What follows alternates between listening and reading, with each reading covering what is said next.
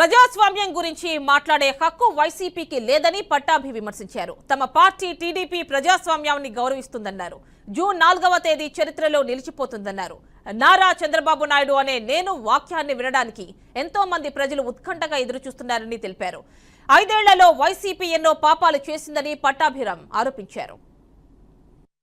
రాష్ట్రంలో సైకోలుగా ముద్ర వేయించుకున్నటువంటి నాయకులందరూ కూడా సైకో జగన్మోహన్ రెడ్డి నేతృత్వంలో జిల్లాల వారీగా నియోజకవర్గాల వారీగా పిల్ల సైకోలుగా ముద్ర వేయించుకున్నటువంటి నాయకులందరూ మీడియా ముందుకు వచ్చి నంగనాచుల్లాగా మాట్లాడుతూ ఉన్నారు.